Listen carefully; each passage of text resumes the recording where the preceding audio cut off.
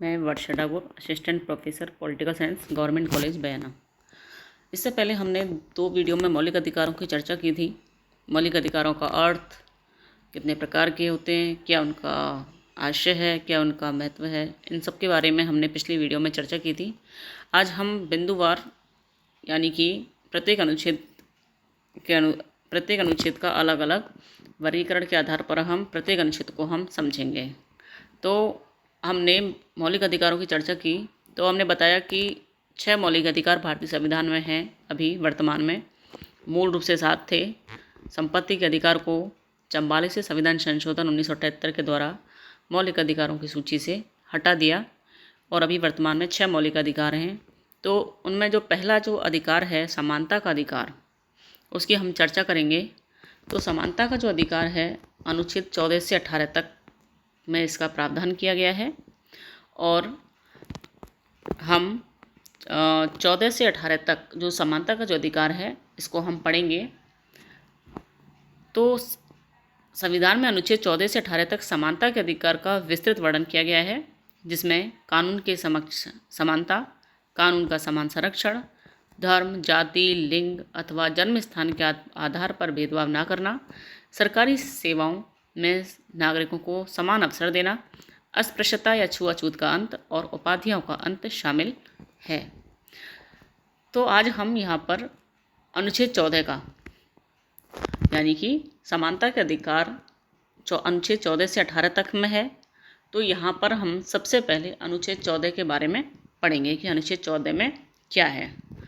तो अनुच्छेद 14 में कहा गया है कि भारत राज्य क्षेत्र में किसी व्यक्ति को विधि या कानून के समक्ष समानता से अथवा विधियों के समान संरक्षण से राज्य द्वारा वंचित नहीं किया जाएगा।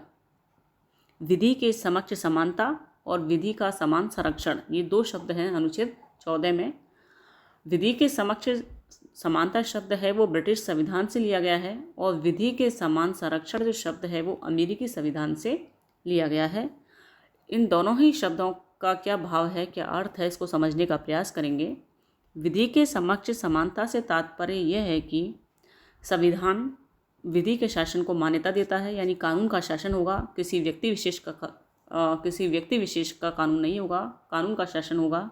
और संविधान के अनुसार कोई भी व्यक्ति कानून से या विधि से ऊपर नहीं है, सभी कानून से नीचे हैं, सभी विधि के अधीन हैं। तो ये है कानून के समक्ष समानता, यानी कानून सभी के लिए समान है, कोई कानून से ऊपर नहीं है। राजा से लेकर के, राजा तो नहीं कहेंगे क्योंकि अभी लोकतंत्र है, ऐसे कह सकते हैं प्रधानमंत्री या राष्ट्रपति से लेकर के एक सामान्य किसान, सबके लिए कानून बराबर होगा, सभी कानून के अधीन होंगे, कानून से ऊपर कोई भी नहीं है। और विधि के समक्ष समानता जो शब्द है वो ब्रिटिश संविधान यानी कि इंग्लैंड के संविधान से हमने लिया है। दूसरा जो शब्द दिया गया है विधि का समान संरक्षण, इससे तात्पर्य है कि राज्य किसी भी व्यक्ति को कोई विशेष अधिकार प्रदान नहीं करेगा।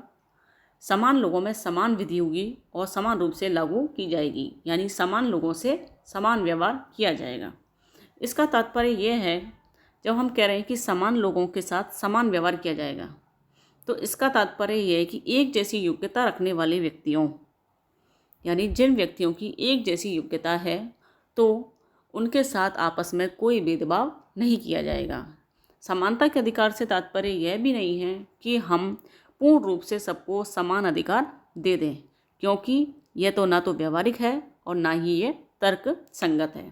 यदि एक व्यक्ति 12th की योग्यता रखता है, 12वीं पास है, और एक व्यक्ति MA BEd है और दोनों के लिए समान नौकरी दे दी जाए, तो यह तर्क संगत नहीं है। तो समान लोगों के साथ समान व्यवहार किया जाएगा और व्यक्ति की योग्यता के हिसाब से उनमें कोई भी भेदभाव, जाति, धर्म, लिंग, जन्म स्थान के आधार पर कोई भेदभाव नहीं किया जाएगा। इसको एक उदाहरण से हम समझ सकते हैं कि यहाँ समानता से तात्पर्य यह नहीं है कि व्यक्ति को पूर्ण रूप से हम स्वतंत्र कर दें, नागरिक को पूर्ण रूप से स्वतंत्र कर दें। एक उदाहरण से हम समझ सकते हैं कि जैसे भारत में मताधिकार की आयु 18 वर्ष है, ठीक है। तो हमारा समाज इस हिसाब से 2 वर्गों में या 2 भागों में बट गया है। एक भाग है जो 18 से वर्ष से कम है, यानी कि उन्हें वोट देने का अधिकार नहीं है, और दूसरा वर्ग है 18 वर्ष से ऊपर की आयु वाले, जिन्हें वोट देने का अधिकार है। तो ये जो वर्गीकरण जो किया गया है, उसके पीछे उद्देश्य यह है कि एक निश्चित आयु प्राप्त करने के पश्चात व्यक्ति अपने मताधिकार का ठीक ढंग से प्रयोग कर सकता है। लेकिन मान लीजिए इस वर्गीकरण का आधार ये होता कि वोट देने का अधिकार केवल उन्हीं को है जो गोरे हैं, काले लोगों को अधिकार नहीं है, या फिर ऐसे कह दें कि जो सब जिनके बाल मान लो सफ़ेद हैं उनको वोट देने का अधिकार है, जिनके बाल काले हैं उनको वोट देने का अधिकार नहीं है। तो इस तरीके से ये जो रंग के आधार पर या बाल के आधार पर अगर मान लो इस तरह से भेदभाव किया जाए तो वो भेदभाव तर्क संगत नहीं है, वो उचित नहीं है। यानी कि भेदभाव का आधार कैसा होना चाहिए? उचित होना चाहिए, तर्क संगत होना चाहिए।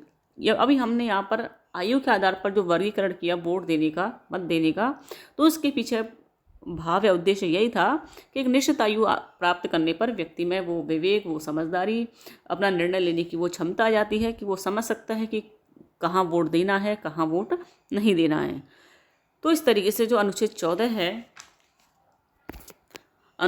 है वो कानून के समक्ष समानता और कानून का समान संरक्षण, इन दो शब्दों पर विशेष रूप से इसमें जोर दिया गया है कि राज्य व्यक्तियों के मध्य कानून जो राज्य है वो राज्य में कानून सभी के लिए समान होगा, सभी कानून के अधीन है, विधि के अधीन है, कानून सर्वोच्च है, विधि सर्वोच्च है, चाहे एक राजा है या प्रधानमंत्री है, चाहे कोई सरकारी सेवक है या फिर एक सामान्य आदमी है, सबके लिए कानून है, सभी कानून के अधीन हैं, और कानून किसी भी व्यक्ति वर्ग विशेष को कोई विशेष अधिकार प्रदान नहीं करेगा, सभी के लिए कानून समान होंगे, बराबर होंगे।